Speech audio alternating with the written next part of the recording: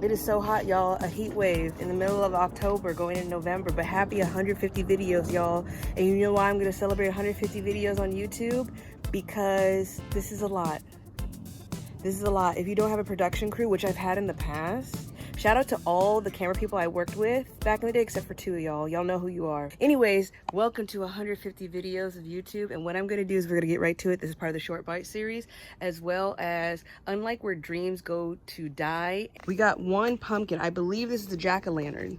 Did you know that the Connecticut species of pumpkins is the most popular for jack-o'-lanterns?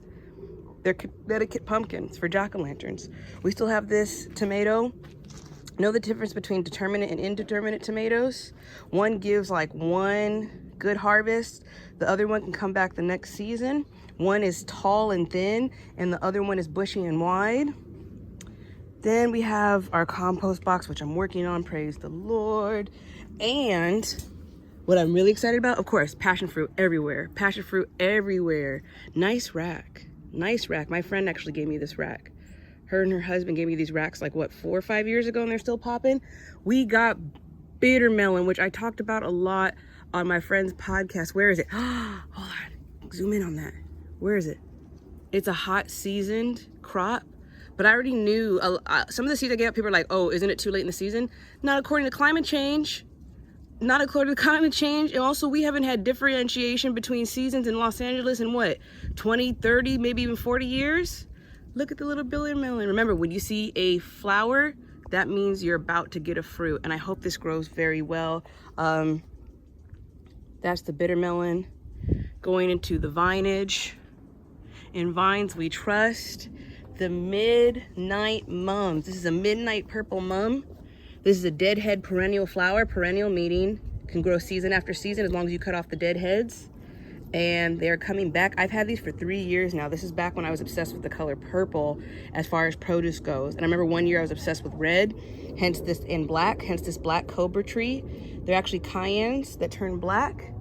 And when I was really obsessed with peppers, which you see in past videos, this is the Mad Hatter pepper. It's a very mild pepper, more ornamental to me than anything, because I haven't really get down with eating them. Focus on this pepper, please. And they're shaped like hats, like from Alice in Wonderland. Ooh, this is a good shot. Okay, I need to focus better. There it is. They're focused like little Mad Hatter hats. That's why they're called Mad Hatter peppers. Also for Central America, and also there's pepper bushes, and then there's tree peppers, and there's peppers plants. So this is more of a pepper tree. Cayennes, black cobra is more of a pepper tree. And then this is a fish pepper that I got from Logan's garden. I finally met him and some of his family members. So amazing. Amazing rare plants. If you're ever at the Hollywood Farm Market, hit him up. Then we have asparagus. I'll see you in 2 years, player. Then we have purple potatoes. See you soon, player. Another passion fruit vine. There's my tree collection. Y'all, please pray for my lime tree, my finger lime tree. I know what I did wrong. I'm not gonna say what I did wrong on camera just yet. It's holding on, but it's gonna live. It's gonna live. It was on my wish list for years, and I finally got it. Shout out to Grow Oya. One of my favorite ways to water when I'm not watering. Then we have some new leaves and foliage from my Coco Loco rose. Ton of ginger, red bunching. I think this is the bed that the squirrels and cats are tearing up.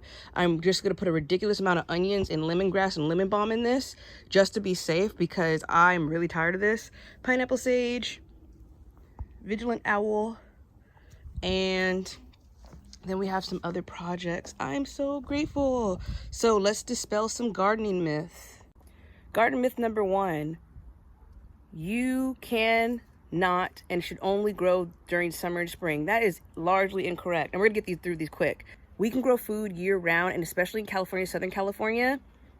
Right now, we're going into winter, so you wanna start your brassica seeds. Brassicas include, and it'll be like broccoli and kale is man-made. Please stop. There's this thing called evolution and adjustment based on migration and weather patterns, and nothing is true to seed when you think about it. Anyways, brassicas, broccoli, kale, cauliflower, what have you, and also root vegetables, all winter.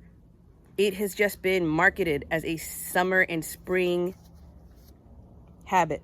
Okay, next is you need a lot of money to grow. No. A lot of the stuff that I got that you see, I actually got from free programs and free resources. There are government based and funded programs that get you free materials.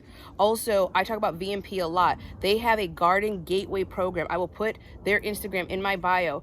That's literally how this garden got started. You don't need a lot of money. And also, I will list my free seed Google document. And I know EBT has been on pause, but also you could get seeds through EBT. Everybody could at least have a seed collection. If you have a seed collection, you are a gardener. You are contributing to gardening as a whole. Listen to me. Just start growing some shit, or at least equip yourself with the knowledge, or tap in with the community. This heat wave is tearing my plants up, but I know what to do to keep them going in certain parts of their cycle, the plant cycle. People only think you're doing well when plants are alive, which theoretically, of course, that is optimal, but we don't go for optimization around these parts. We go for functionality and sustainability. And sustainability is learning. That's a Mobius strip. That's a Mobius strip. That's a Mobius strip. Is learning about the different components of the plant cycle in order to utilize every part of the plant at any moment in the plant cycle, whether it's life or death per se. Okay? Whew. You can't really eat e-commerce, can you? That's it.